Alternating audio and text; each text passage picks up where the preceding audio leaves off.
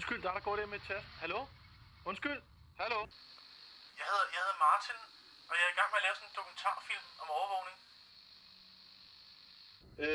Det er fordi, den her dørtelefon, du står ved, ikke? Ja. Der er sådan en indbygget kamera. Ja. Og så havde jeg, mit projekt er så, at jeg skal bo oppe i den her lejlighed i 14 dage, som jeg har lånt af mine venner, ikke?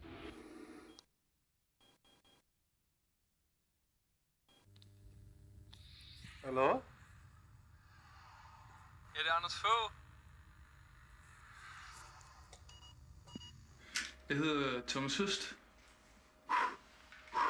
Og jeg er skide gode venner med Martin. Hvad sker der i min lejlighed? Man kan ikke se, at det er mig, der bor her med. Hey, det er manden i dørtelefonen! Ja, de siger hej. Jeg ved, om folk kan høre. Jeg tænker på, om de kan høre det i de andre telefoner. Nej, den er blokeret for rigtig andre ting. Det er du sikker på? Ja, jeg har snakket med dem. Med hvem? Med selskabet, der har installeret den. Okay. Men du sagde ikke, du var ved at lave det? Hvad? Du sagde ikke, du var ved at lave det her? Nej, det tror jeg ikke.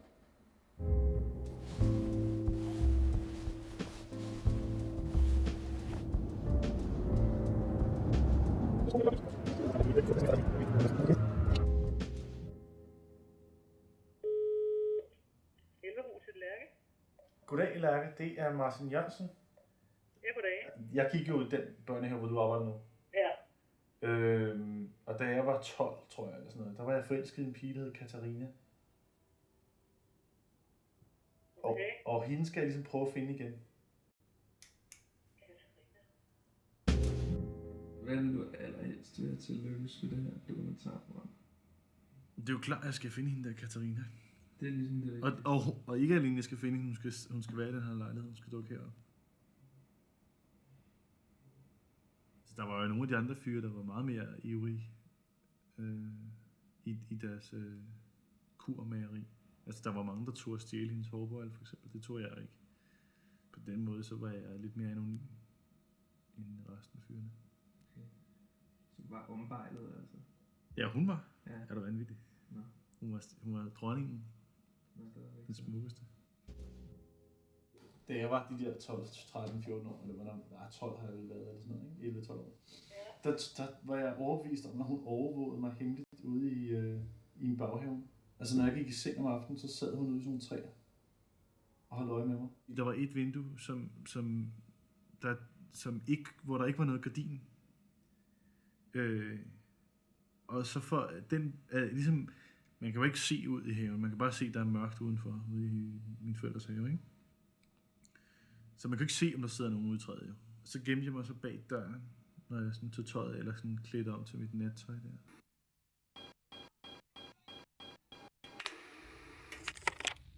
Hallo? Hallo? Er det frihedsforskeren? Kom indenfor. Tak. Skal jeg tage navn med og sådan noget? Eller det er ligegyldigt? Ja, præcis. Hvad hedder lørdag klap 1 eller sådan noget? Lørdag klap 1. Overvågning er en trussel mod menneskeheden. Fordi overvågning ensretter mennesket. Når vi bliver overvåget, så ved vi ikke i det moderne samfund, hvad det er, vi bliver overvåget for. Vi frygter instinktivt, at vi gør noget galt, men vi ved ikke, hvad det er. Derfor ensretter vi os, vi konformeres, vi bliver enige, vi gemmer os, vi bliver bange, og vi vil være på den sikre side, og det gør vi ved ikke at foretage os noget mistænkeligt. Dermed lægger vi en slags selvcensur på os selv fra starten af, som hæmmer den menneskelige udvikling. Undskyld, dig med barnevognen. Undskyld. Hallo? Hallo? Hallo? Hallo? Hej så. Hej. Må jeg forstyrre dig et kort øjeblik? Ja? Altså, hvordan har du det med overvågning? Kan du høre, hvad jeg siger eller noget? Ja, jeg kan sagtens høre det sige. Okay. Det synes jeg da er mærkeligt. Jeg synes at det... Jo, hvis man ved, det er der, ligesom man ved i døgnkiosker, eller... Altså, hvor der står skilte og sådan noget, ikke? Så ved man det. Ja. Men hvor man ikke ved det, det synes jeg da er ubehageligt. Hvad med den her form for overvågning? Ja, det synes jeg, der er meget mærkeligt.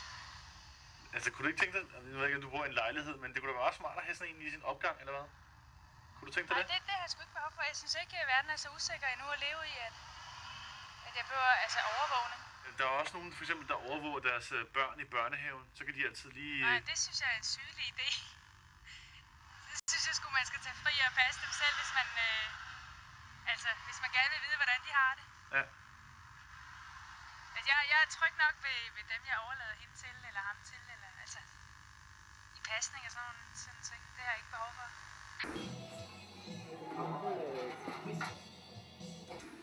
Hey, Lene? Kan du ikke lige kigge herind?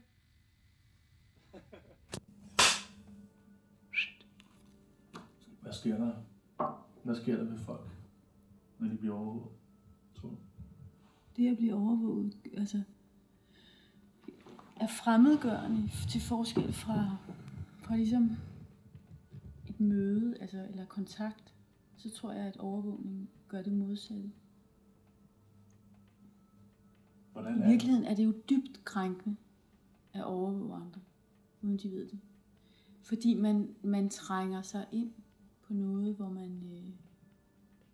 hvor man ikke er synlig selv. Man er ikke inviteret ind. Jeg vil gerne have dig ind i min verden. Værsgo, kom og se mig.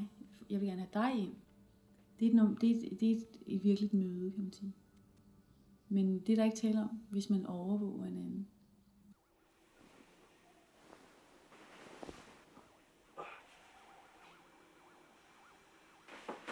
Velkommen til Folkeregisteret.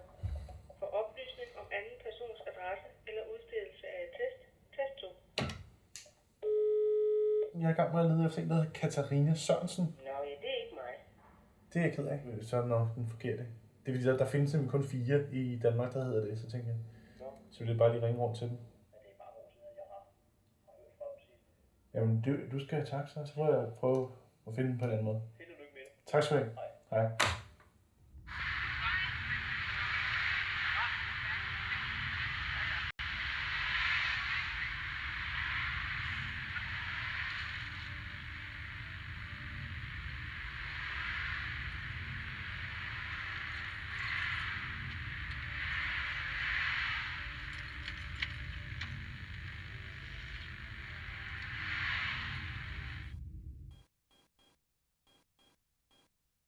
Goddag.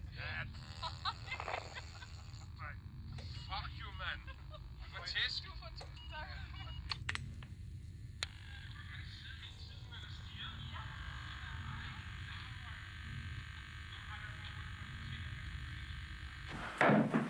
Men så skal jeg jo bare klare.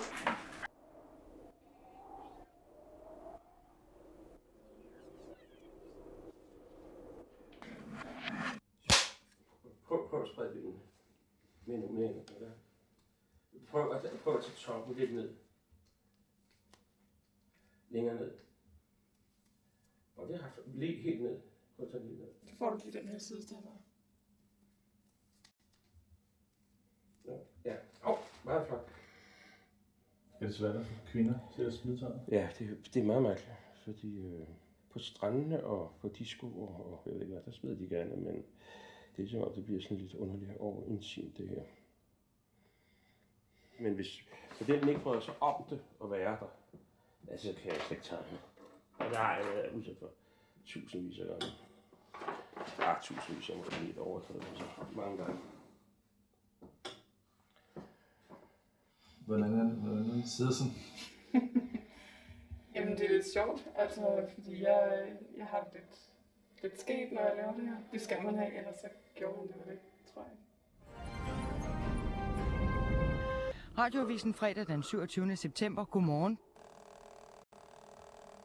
Arbejdet med at afsløre sociale bedragere i kommunerne er nærmest gået i stå, siden Indenrigsministeriet forbød kommunerne at observere borgerne systematisk. Mange kommuner havde ellers fundet en ny indtægtskilde ved at afsløre bedragere.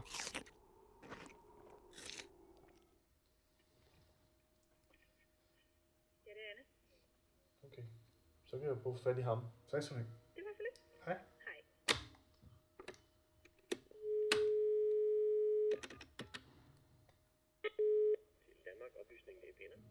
Katarina.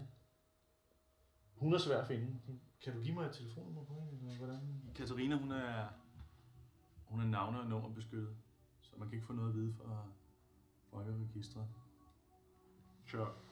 Så nu skal jeg have fat i Katarines veninde fra dengang, som hed Pauline.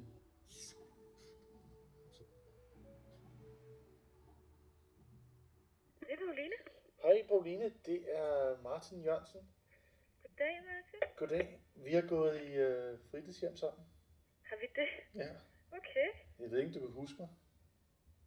Martin. Måske. Har vi slåsset sammen? Det har vi sikkert.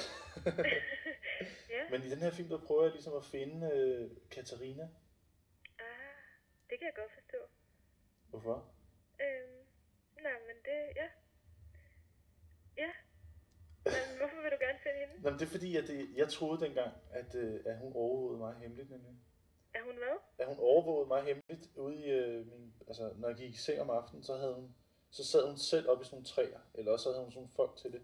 Nå. Jeg havde svært ved at se dem, altså jeg vidste ikke, men jeg havde bare fornemmelsen, at de var der, altså. Okay. Så Så du vil høre, om hun nogensinde har tænkt på at overvåge dig? ja, eller om det var rigtigt, ikke? Ser du hende rigtigt? Ja, helt sikkert. Hvordan gør du det? Jamen, det gør jeg, fordi jeg er forelsket. Så har jeg jo set hende rigtigt. Har du det?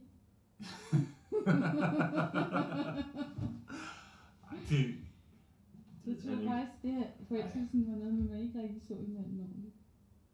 Ja, det Så lige pludselig fik man et chok efter et halvt år, fordi man begyndte at se, hvem hinanden er. Er det sådan der? Det har jeg oplevet. Det var meget sjovt. Jeg mødte hende i sommer, der sagde, hvis man skal finde en og dele sit liv med, så skal man søge med begge øjne åbne. Ja. Og når man så bliver gift med den her person, skal man lukke det ene øje. Det var meget fint, så. Jeg var jo Katarinas gode veninde, men min mor, hun arbejdede jo også i Elverhøjen. Og Katarina, hun havde en rigtig, rigtig hård barndom, før hun kom til Elverhøjen. Og da hun kom til os, så strålede hun, eller hun blev meget hurtigt frisk. Men hun havde altså en baggrund, som sagde, at hun var, altså hendes far havde skåret et aske på hendes mor og lille søster, og altså han var sigøjner og havde slået hendes mor forfærdelig meget.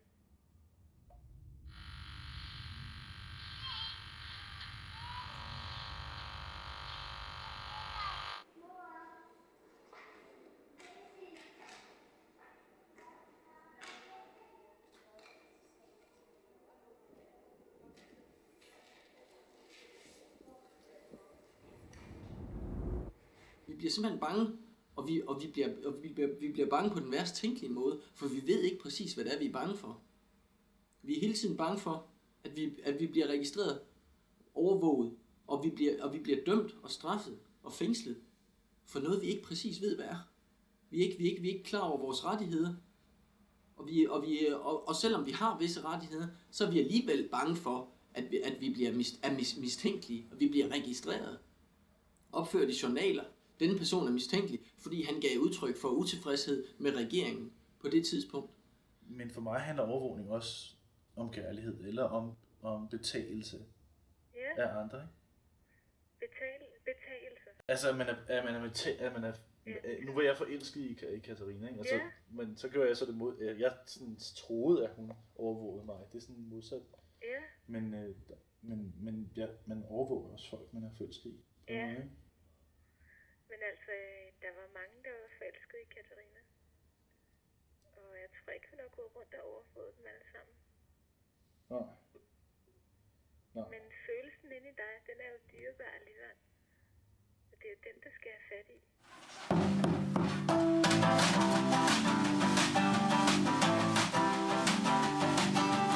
Undskyld.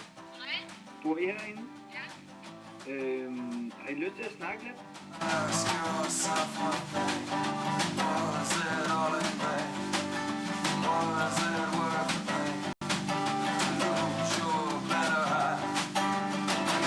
Vi er er faktisk et par gutter, men det er fordi en af mine kammerater, han er ved at lave en dokumentarfilm.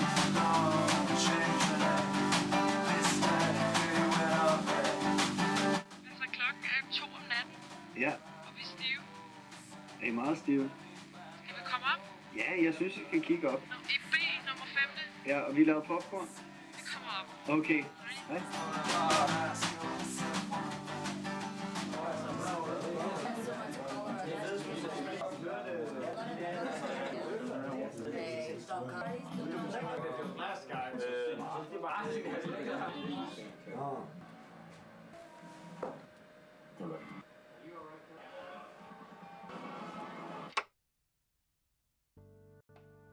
Katarina overvågede mig.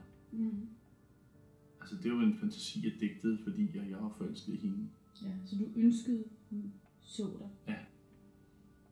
Du ønskede, hun holdt øje med dig, hvor du var, og i kærlighed? Ja. Din fantasi udsprang måske af, at du havde lyst til, at hun skulle se dig? Det at se, virkelig se, det er netop at ligesom få fat i, hvad der er inde bagved. Vil du gerne ses? Jeg vil gerne ses. Ja. Hvad vil du gerne? Jeg vil gerne ses. Hey. Ja, den anden ser. Se, hvem jeg er.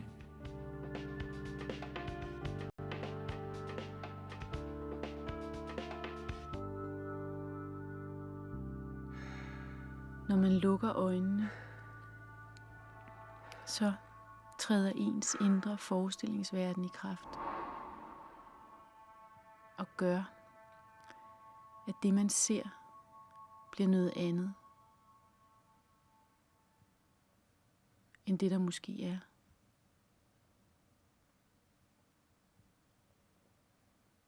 Du er godt på sporet. Ja. Men det er her sporet ender indtil videre. Okay. Du var mit sidste håb, så jeg ved ikke rigtig, hvor jeg skal lede videre fra nu af. Altså jeg tænkte, den bedste veninde må ligesom have en anden chance.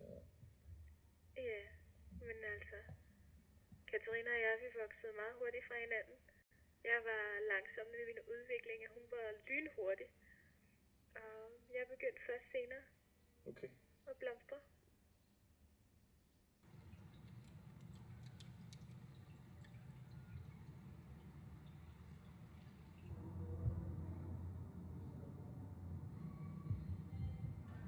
Altså, hvis jeg skal være helt ærlig, så tror jeg aldrig nogensinde, Katarina, hun nogensinde har tænkt på at overvåge dig.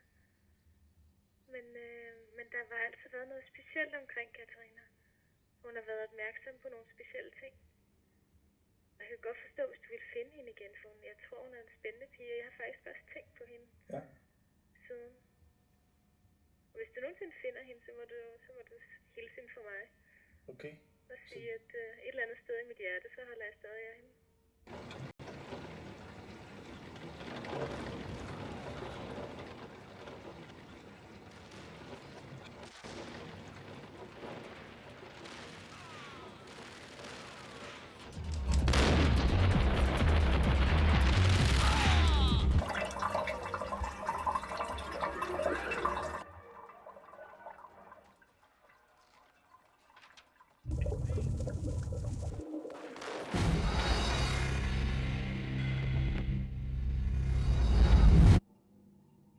Jeg tager sådan lidt fun med her.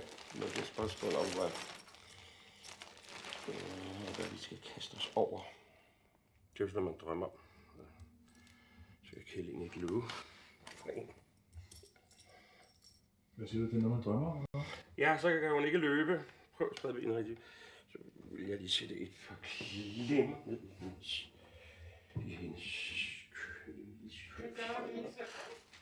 Ja. Hvor dejligt. Du synes, det er garanteret. Meget. Hvordan han har siddet og kigget på sådan en nøgendame?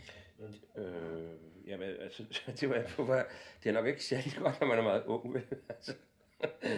Altså, står pikken på en hele tiden, men altså, nu skal der jo mere til, før min pik står, så nu er det jo, og jeg er meget sådan voyeur, det Det tror jeg, alle billedkunstnere et eller andet sted er, hvor jeg så man hvor jeg selvfølgelig et stort, eller indviklet ord, ligesom alt andet inden for seksualiteten er indviklet.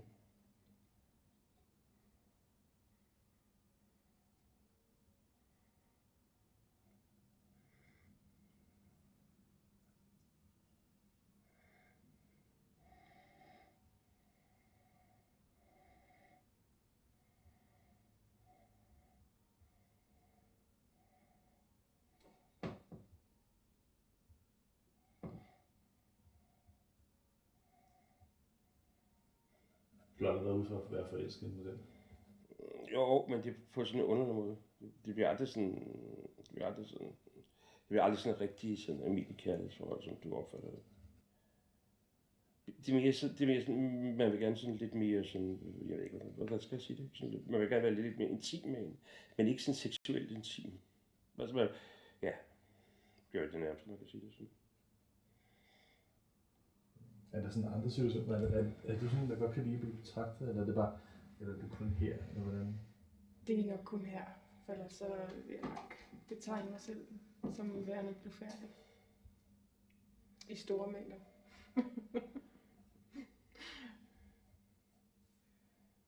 Der er noget voyeur i alle, og der er også noget exhibitionist i alle. That's for sure. Altså, men den her situation giver jo ikke ret meget luft for de ting, vel? Og så plus det, at man kan sige, at hele den der seksuel forskning, som i virkeligheden skulle frigøres, den gør jo noget modsat, ikke? Den klassificerer, og pludselig også, så bliver man pludselig klassificeret som pervers eller noget andet mystisk, ikke?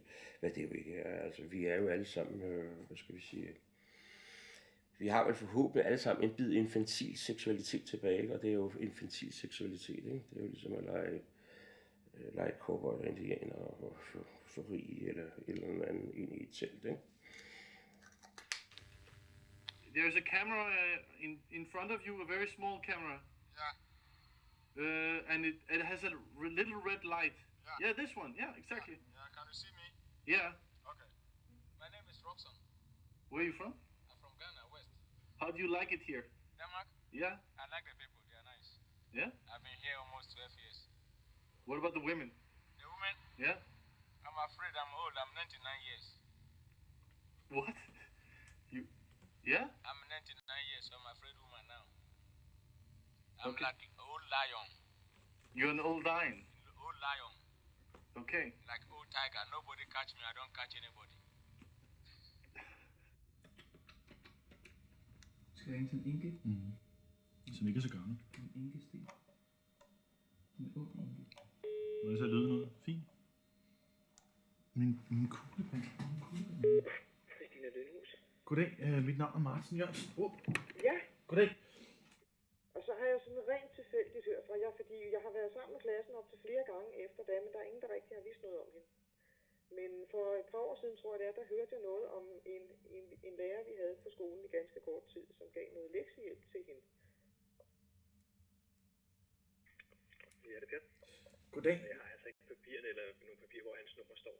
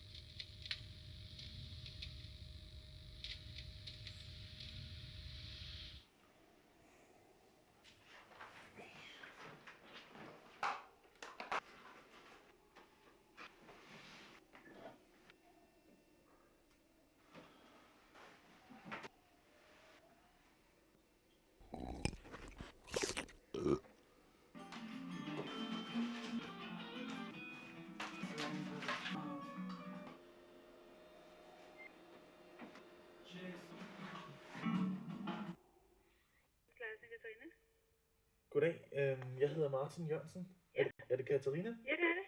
Hej. Hej. Jeg ringer, fordi at, jeg er i gang med at lave en dokumentarfilm om overvågning. Om overvågning? Ja. Men vi har gået sammen på fritidshjem. Okay. Sammen med Pauline blandt andet. Ja, ja, okay. Jeg tror godt, jeg ved, hvem du er, egentlig. Okay. Mørkhåret fyr. Ja. Ja, jo, det tror jeg godt, hvem du er. Okay? Okay, hvordan det... Ja, nå. Hvad kan du huske? Ikke ret meget. Gik du i klasse med en, der hed Morten? Ja. Ja, så ved jeg godt, hvem du er. Okay, hvor har du fået mit nummer fra? Ja, det var eddermame svært. Ja. Hold da kæft, mand. Ja.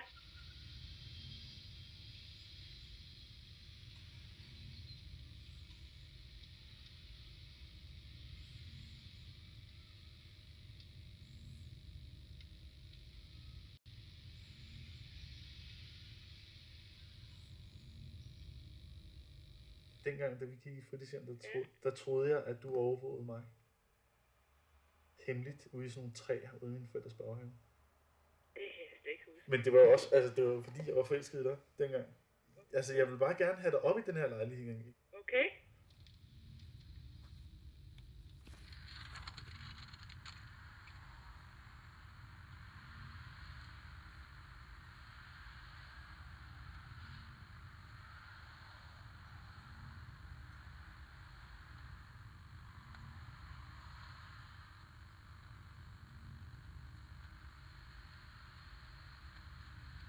Det jeg prøver at finde ud af, det er, skete det virkeligt? Okay. Det lyder lidt syret. Overvågede du mig i de der træer uden for mit hus? Det tror jeg ikke. Jeg kan ikke huske det. Det Det er da muligt, men så har der været noget leg af en eller anden art. Jeg kan ikke huske det. det er sådan noget, hver aften jeg gik i seng, så var jeg sådan bange for, at der sad nogen, enten dig eller nogle af dine venner. Det gør jeg ikke. Det gør jeg ikke. I sådan et træ. Det gør jeg ikke. Det er jeg helt sikker på, at jeg kan sidde og glo de træ. Det er jeg helt sikker på. Okay. Ja. Det beklager jeg altså, men det tror jeg ikke, jeg har. Nej, men det tror jeg heller ikke, du har. Det kunne da altid være meget hyggeligt. Men det har jeg altså ikke. Ja. Nej. Men jeg tror ikke, jeg har lyst til at komme op i din lejlighed. Det har du ikke lyst til? Nej, det tror jeg ikke. Desværre. Og jeg kan heller ikke huske så meget fra den gang af. Mm. Men ellers tak for tilbuddet. Okay. Det beklager jeg, som at skuffe dig med. Ja, det er ærgerligt. Ja, det lyder ellers meget hyggeligt. Ja. Men det beklager jeg altså. Okay. Hvad? Okay. Ja. Jeg håber alligevel, du får noget lukket nogle andre op i din lejlighed. Ja. Ja? Jo. Og får lavet en god film. Det håber jeg. Godt. Men du må have det godt. Jo, tak.